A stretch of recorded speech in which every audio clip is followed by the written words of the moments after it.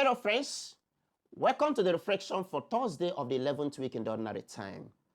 Today in the gospel, Jesus taught his disciples how to pray, and by extension, all of us. Jesus taught all of us how to pray. Before teaching his disciples how to pray, Jesus made a caveat. He called their attention to the way the pagans and unbelievers pray, who resort to babbling and countless meaningless words. Jesus told them, do not pray like them, because they think by saying those countless words, they will prevail on God to do their bidding. This caveat is very instructive, because in the world of today, the prayer Jesus taught his disciples, the Our Father, has been regarded as prayer meant for broke rosary kids.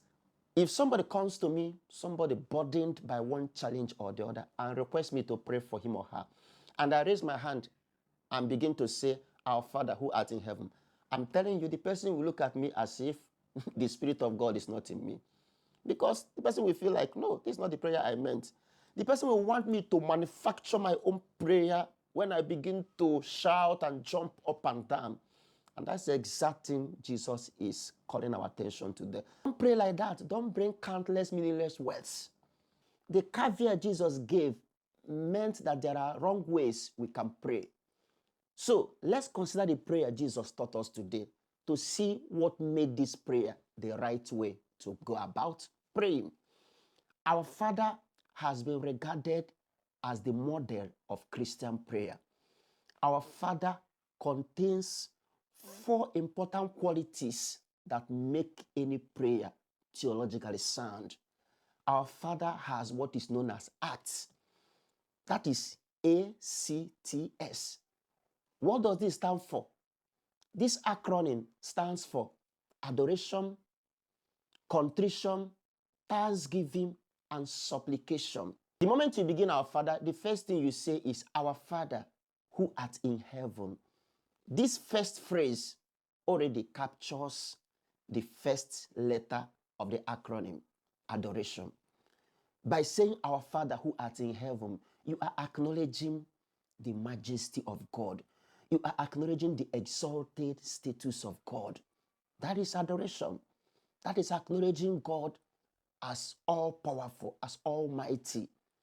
And then comes the second letter, contrition, the letter C.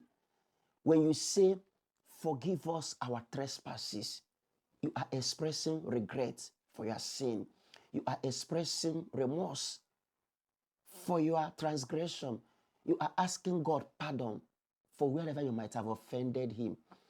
That is what forgive us our trespasses stands for. And then comes the third letter in the ask, which is thanksgiving. When you say, hallowed be thy name, you are giving reverence to God.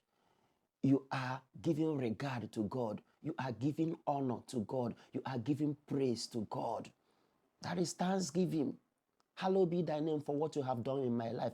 Hallowed be thy name for all your blessings. Hallowed be thy name for all your favor. That is thanksgiving.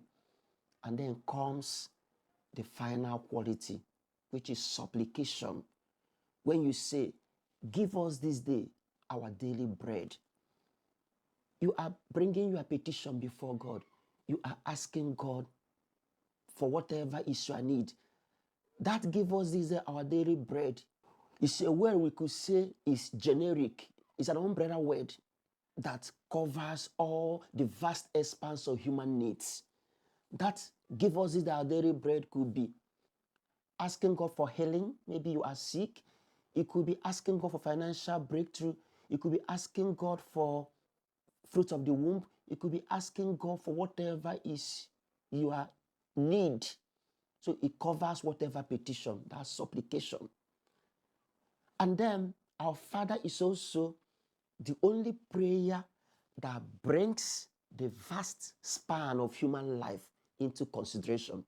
In our Father, the past, the present, and the future of any man's life is brought into the picture.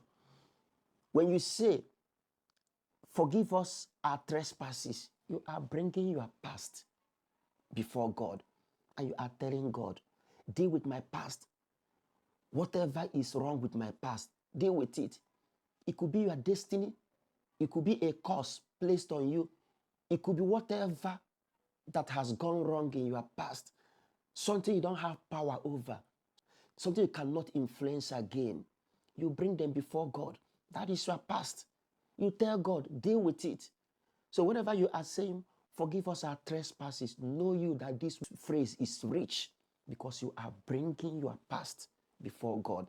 And then you go on to say, give us this day our daily bread. That's another powerful phrase. This phrase, by saying it, you are bringing your present before God. Your circumstances, whatever it could be, whatever is your challenge at the moment, you are presenting them before God. That is your present. And then, when you say, thy kingdom come, thy will be done on earth, you are bringing your future before God. You are handing over your future to divine providence. It's another rich phrase. So, nobody can do anything about his future. God, being omniscient, knows our future more than we can ever know, and can do something about our future more than we can ever feel able to do. So when you say, thy kingdom come, thy will be done on earth, you are bringing your future before God. You now see how rich and how dense the prayer our Lord Jesus Christ taught us. You now see why our Father is the model prayer. So when next you say this prayer, I want you to say it with faith. I want you to say it with fervor. I want you to say it with depth and disposition, knowing that you are saying a prayer that is so rich, a prayer that covers the vast expanse of your life, your past, your future. I pray that when next you say this prayer, that God will grant answer to your prayer. Learn today to say our Father with fervor, with devotion, and with faith.